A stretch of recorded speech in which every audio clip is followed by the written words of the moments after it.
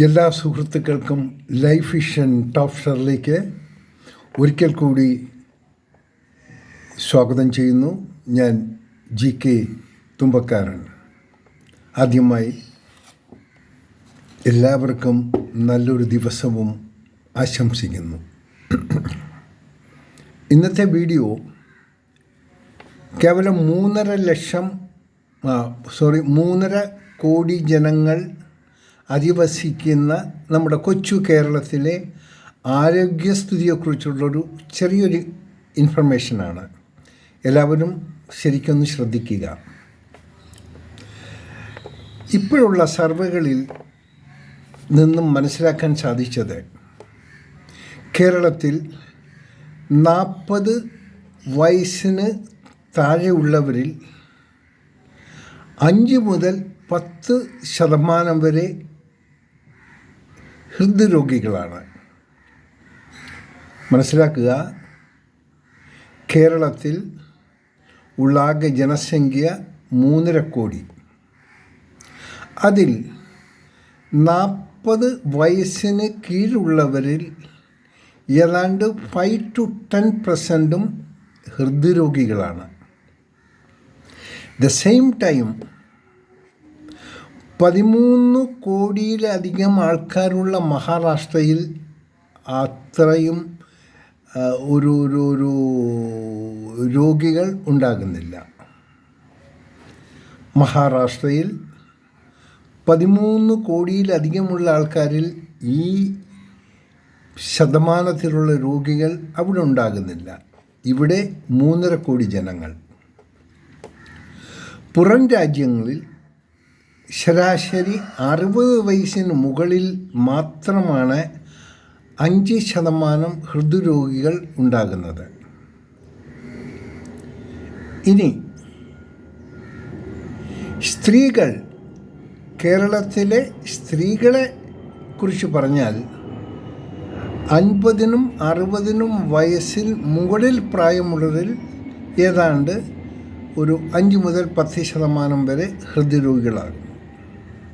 ഇനി ഇതിൻ്റെ കാരണങ്ങൾ എന്താണ്? ഇത്രയും ഹൃദ്രോഗികൾ കേരളത്തിൽ ഉണ്ടാകാനുള്ള പ്രധാന കാരണം അതും നോക്കാം. ആദ്യമായി നമ്മുടെ ഭക്ഷണ രീതി. ഇപ്പം കേരളത്തിൽ മാക്സിമം ആൾക്കാർ കൂടുതലും ഭക്ഷണം പുറത്തുള്ള ഹോട്ടലിൽ നിന്ന് വാങ്ങി കഴിക്കുന്നവരാണ്. അതായത് മോസ്റ്റ്ലി ഇവർ കൊടുക്കുന്ന ഓർഡറും അവർക്ക് ലഭിക്കുന്ന ആഹാരത്തിൽ എന്താണ് അപാകതയുണ്ടെന്ന് ഒന്നും ആർക്കും അറിയാൻ സാധിക്കുന്നില്ല. അതൊരു നല്ലൊരു ടേസ്റ്റി ആയിട്ടുള്ള ആഹാരം അതിൽ കഴിക്കുന്നു. പിന്നെ സമയലാഭം കുക്ക് ചെയ്യേണ്ട. 1. സെക്കൻഡ്, വ്യായാമക്കുറവ്. ശരീരം വ്യായാമത്തിലില്ല. 3. അമിതമായ ഭക്ഷണക്രമം. അതായത് ഏതു മൃഗങ്ങളുടെ മാംസവും പക്ഷികളും, അതായത് മട്ടൻ, ചിക്കൻ, പന്നി, കാള, പോത്ത് അങ്ങനെ തുടങ്ങിയ മൃഗങ്ങളുടെ മീറ്റും, പ്രധാനമായി ബോയിലർ ചിക്കനും വളരെ ദോഷം ചെയ്യുന്ന ഒന്നാണ്. അടുത്തതായി വ്യായാമക്കുറവ്. അത് ആരിലും പറഞ്ഞിട്ടില്ല. വ്യായാമം എന്നുള്ളത് കാരണം കൃത്യനിഷ്ഠയില്ലാത്ത ആഹാരക്രമം. ശരിക്കും ആഹാരം കഴിക്കണമെങ്കിൽ 7 മണിക്ക് മുമ്പേ കുടുംബസമേതം കഴിക്കുക. സെബൌട്ട് ഒരു 10 മണിക്ക് ജോലിക്ക് ഉറങ്ങാൻ ശ്രമിക്കുക. രാവിലെ 4 മണിക്ക് എഴുന്നേൽക്കുക. 4 മണിക്ക് പ്രധാനമായിട്ടുള്ള നമ്മുടെ ഡെയിലി റൊട്ടീൻസ് കഴിഞ്ഞിട്ട് ഒരു അറ്റ്ലീസ്റ്റ് ഒരു 30 to 45 മിനിറ്റ്സ് വ്യായാമത്തിന് ചിലവഴിക്കുക. കുഞ്ഞുങ്ങളടക്കം ഒരാൾ മാത്രമായിരിക്കരുത്. അങ്ങനെ ഏതാണ്ട് 1 മണിക്കൂർ സ്വന്തം ശരീരത്തിന് വേണ്ടി മാറ്റിവെച്ചാൽ നമ്മൾ ഒരിക്കലും ഡോക്ടറെ കാണാനോ മറ്റു ബുദ്ധിമുട്ടുകളോ നമുക്കുണ്ടാവില്ല. ഒരു പക്ഷേ വിചാരിച്ചാൽ ഇപ്പോൾ വയസ്സ് 40, 45, ഇനി എന്ത് ആഹാരം? ഇല്ല, ഒരിക്കലുമില്ല. എന്ത് വ്യായാമം? നിങ്ങൾ കുറച്ച് സമയം അതിനുവേണ്ടി, അത് പ്രായം അതിനൊരു ഒരു ഒരു ഒരു പ്രശ്നമല്ല. ചെറുപ്പത്തിലെ തുടങ്ങേണ്ട ആ ഒരു ഹാബിറ്റ്സുകൾ ഉള്ളവർക്ക് അവർക്ക് വലിയൊരു ആരോഗ്യ പ്രശ്നമൊന്നും ഉണ്ടാവില്ല. യാതൊരു ഇതും അവർക്ക് ബുദ്ധിമുട്ടുകൾ ശരീരത്തിൽ കൂടി ഉണ്ടാകില്ല. അത് കഴിഞ്ഞാലുള്ള അമിതമായ മദ്യപാനവും അമിതമായ മയക്കുമരുന്ന് ഉപയോഗവും ഇതും കൂടുതൽ മനുഷ്യനെ തളർത്തിക്കളയുന്നു. ഞാൻ എൻ്റെ 1-2 സുഹൃത്തുക്കളോട്, അതായത് സ്ഥിരം മദ്യപിക്കുന്നവരാണ്, ഞാൻ അവരോട് ചോദിച്ചു, ഇത് കുറച്ച് കുറയ്ക്കാൻ ശ്രമിച്ചുകൂടെ? അപ്പോൾ അയാൾ പറഞ്ഞ മറുപടി കേട്ട് എനിക്ക് വളരെ ബുദ്ധിമുട്ട് തോന്നി. അതെ, ഞങ്ങളെപ്പോലുള്ള കുടിയന്മാർ ഉള്ളത് കൊണ്ടാണ് ഗവൺമെൻറ്റിൻ്റെ ഒരു ഭാരിച്ച ചിലവുകൾ ഞങ്ങളിൽ മൂലം അവർക്ക് സമാഹരിക്കാൻ സാധിച്ചത്. ശരിയായിരിക്കാം. മദ്യപാനികൾ ഒത്തിരിക്കുന്നു, കിട്ടുന്നതൊക്കെ ഏതാണ്ട് കൊണ്ട് അവിടേക്ക് കൊടുക്കുന്നു തിരിച്ച്. അപ്പോൾ ഇത് ഞാൻ ഈ മദ്യവിരുദ്ധ കമ്മിറ്റിയിൽ ഒരാളോട് ചോദിച്ചു പറയാനായി. അതായത് ഗവൺമെൻറ് എത്ര രൂപ ഇവരിൽ നിന്ന് ലാഭമുണ്ടാക്കുന്നു, അതിൽ കൂടുതൽ തുക ഇവർ അവസാനം ഒരു 65-70 എല്ലാം സ്തംഭിച്ച് ഇവർക്ക് അനങ്ങാൻ വയ്യാത്ത അവസ്ഥയിൽ ഇവർ എത്തപ്പെടുന്നത് മെഡിക്കൽ കോളേജിൽ. അപ്പോൾ ഈ മെഡിക്കൽ കോളേജ് എത്തപ്പെട്ടാൽ ഈ ഗവൺമെൻറ് തന്നെയാണ് ഇവർക്ക് വേണ്ടി എന്തോ ഒരു കാശ് ചിലവാക്കുന്നു. അതിനെപ്പറ്റി ആരെങ്കിലും എടുത്തോ? ഇല്ല. അപ്പോൾ കൊടുക്കുന്നതും വാങ്ങുന്നതും വെച്ച് കണക്ക് നോക്കിയാൽ അവിടെ ഒരു ഫലവുമില്ല, ഒരു റിസൾട്ടുമില്ല. സോ അത് ഗവൺമെൻറ് ചിന്തിക്കേണ്ട കാര്യം. അടുത്തത്, ഇതിൽ മൂലം രോഗികളാകുന്നവർ യഥാർത്ഥത്തിൽ കുടുംബത്തിനും സമൂഹത്തിനും മറ്റെല്ലാത്തിനും ഒരു തീരാശാപമാണ്. ഇതിൽ പലരെയും ഈ അമിതമായി മദ്യം കഴിക്കുന്ന പലരും അവസാനം രോഗികളായി തെരുവിൽ കിടന്ന് മരണമടയുകയും അനാഥ പ്രേമതം പോലെ ഇവരെവിടെയെങ്കിലും കൊണ്ട് അധികാരികൾ സംസ്കരിക്കുന്നു. നോക്കൂ, നാം വരുത്തി വയ്ക്കുന്ന ഓരോ ബുദ്ധിമുട്ടുകളും അവസാനം ഇതിൻ്റെ ഫലം അനുഭവിക്കുന്നത് പാവം പിടിച്ച വീട്ടുകാരാണ്. അവർക്ക് എന്തായിരുന്നാലും അധ്വാനിച്ചെന്നാണ് ജനസംസാരം. അദ്ദേഹത്തിൻ്റെ നല്ല സമയത്ത് അധ്വാനിച്ചു പിള്ളേർ വളർത്തി. പക്ഷെ അദ്ദേഹം അധ്വാനിച്ച് എന്ത് കൊടുത്തു, എത്ര മദ്യപിച്ചു, ആ കണക്ക് ആരും എടുക്കില്ല. പിന്നെ മറ്റുള്ളവരെ പഴി കൂടെ കൊടുക്കും. പേരൻസിനെ തന്തപ്പടിയെ മക്കൾ നോക്കുന്നില്ല. മക്കൾ നോക്കണം, അവർക്കുമുണ്ട് പരിമിതികൾ. അപ്പോഴത്തേക്കും ഈ ഒരു മദ്യപാനി ഉള്ളൊരു വീട്ടിൽ ഏതാണ്ട് ഇയാൾക്കുള്ളൊരു മൊത്തം ഇയാളുടെ ബോഡിയെല്ലാം റിയാക്ഷൻ തുടങ്ങുന്നവർ ആഫ്റ്റർ 60. എന്നാൽ നമ്മുടെ കണക്കുകൾ അനുസരിച്ച് ആഫ്റ്റർ 60 അല്ല, ബിഫോർ 40, 40 വയസ്സിന് മുമ്പ് തന്നെ ഈ ബുദ്ധിമുട്ടുകൾ തുടങ്ങിയാണ്. പ്രിയപ്പെട്ടവരെ, മദ്യപിക്കുന്നവരോട് ഒരിക്കൽ കൂടി പറയുന്നു, കഴിയുന്നതും നിങ്ങൾക്ക് ആ മദ്യത്തിൻ്റെ അളവ് കുറയ്ക്കാൻ സാധിക്കുകയാണെങ്കിൽ അതിന് ശ്രമിച്ചാലും.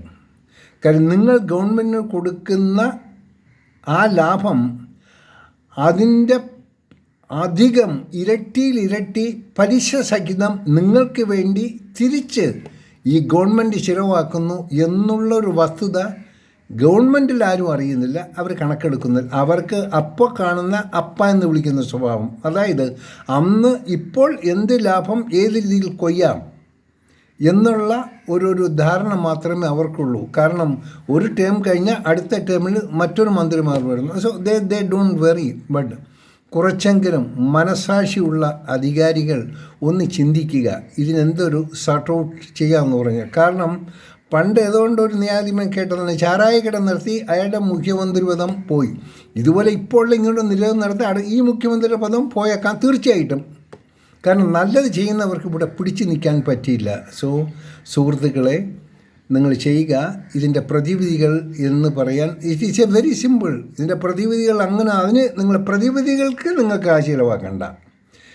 നിങ്ങൾ രോഗികളാണെങ്കിൽ നിങ്ങൾ കാശ് ചിലവാക്കുന്നു. എല്ലാത്തിനും കാശാണ്. മദ്യം വാങ്ങണമെങ്കിൽ കാശ് കൊടുത്തെങ്കിൽ മാത്രമേ നിങ്ങൾക്ക് മദ്യം കിട്ടൂ.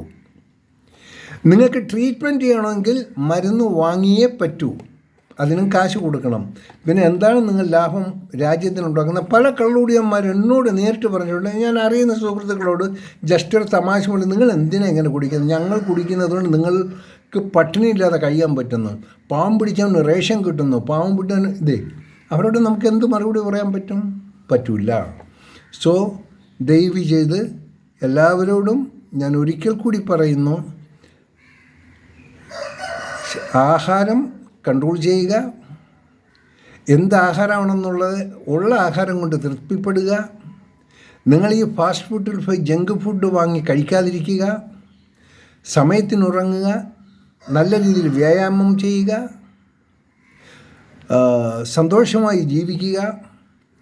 നല്ല ആരോഗ്യം കാത്തു സൂക്ഷിക്കുന്നവർക്ക് 100% കുറഞ്ഞതൊരു 90 to 95 വയസ്സ് വരെ നല്ല രീതിയിൽ ജീവിക്കാം, ഒരു കുഴപ്പം വരില്ല. പിന്നെ മറ്റു ചില ആൾക്കാർ ഈ വയസ്സാർ ഒത്തിരി സംസാരിക്കും, ഭയങ്കര സംസാരമാണ്. തെറ്റ് പറയരുത്, സംസാരം നല്ല ശീലമാണ്. കാരണം സംസാരിക്കാതെ ഒരുത്തരത്ത് മാറിയിരുന്നാൽ അയാൾ മൗനിയായി പോകും, സംസാരശേഷി നഷ്ടപ്പെടും, യാതൊന്നും ശ്രദ്ധിക്കാൻ വയ്യാത്ത ഒരവസ്ഥയാകുമ്പോൾ. അതുകൊണ്ട് ലെറ്റ് ദം ടോക്ക്, അവർ സംസാരിക്കട്ടെ. പ്രധാനപ്പെട്ട നമ്മുടെ സുഹൃത്തുക്കളോട് ഒന്നുകൂടി പറയുന്നു, മദ്യത്തിൻ്റെ അളവ് കുറയ്ക്കുക. ഞങ്ങൾ വീണ്ടും വീണ്ടും പറയുകയാണ്, നിങ്ങൾ ഏറ്റവും നിലവാരമില്ലാത്ത മദ്യം എപ്പോഴും കഴിക്കേണ്ട. ഇനി നിലവാരമുള്ള മദ്യം കഴിക്കണമെങ്കിൽ നിങ്ങളുടെ 5 ദിവസത്തെ വരുമാനമെങ്കിലും ഉണ്ടെങ്കിൽ മാത്രമേ നല്ലൊരു ഡ്രിങ്ക്സ് കഴിക്കാൻ പറ്റൂ, വാങ്ങാൻ പറ്റൂ. നല്ലൊരു ഡ്രിങ്ക്സ് എന്ന് വെച്ചാൽ എബവ് 4,000 5,000. ഇപ്പം നിങ്ങൾ വാങ്ങി കഴിക്കുന്നത് 100 രൂപ 150 രൂപയ്ക്ക് ജവാൻ, അത് നമുക്ക് വേണ്ടി ഉണ്ടാക്കി വച്ചേക്കുന്ന ഒരു സാധനമാണ്. സോ അതിൽ പെടാതിരിക്കുക, നിങ്ങളൊരു രോഗിയാകാതിരിക്കുക, നിങ്ങളുടെ കുടുംബത്തിൻ്റെ മുന്നിൽ നിങ്ങൾ ആരോഗ്യമുള്ളൊരു വ്യക്തിയായി ജീവിക്കാൻ ശ്രമിക്കുക. നല്ല രീതിയിലുള്ള ഭക്ഷണം, അത് കഞ്ഞിയാണെങ്കിലും ഒരു ചട്നി ആണെങ്കിലും അതുകൊണ്ട് തൃപ്തിപ്പെടുക.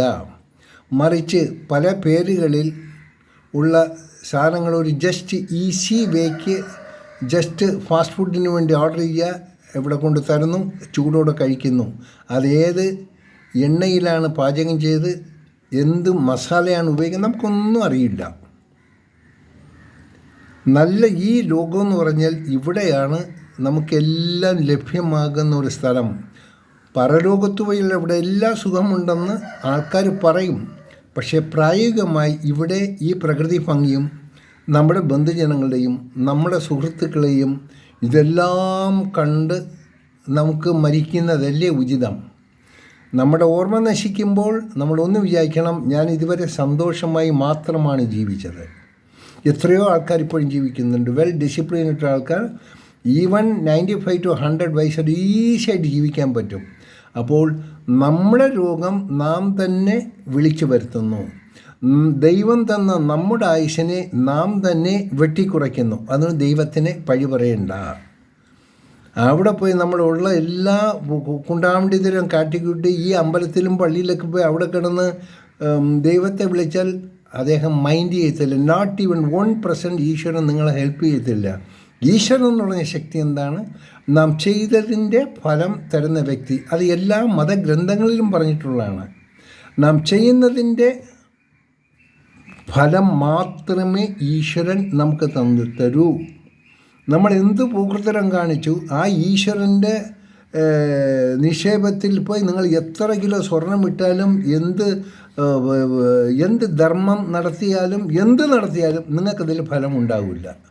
വെറുതെ ഈശ്വരനെ നമ്മൾ പഴിച്ചിട്ട് കാര്യമില്ല. അതേ ഒരു മഹാശക്തിയാണ്, നമ്മൾ അങ്ങനെയാണല്ലോ കരുതുന്നത്.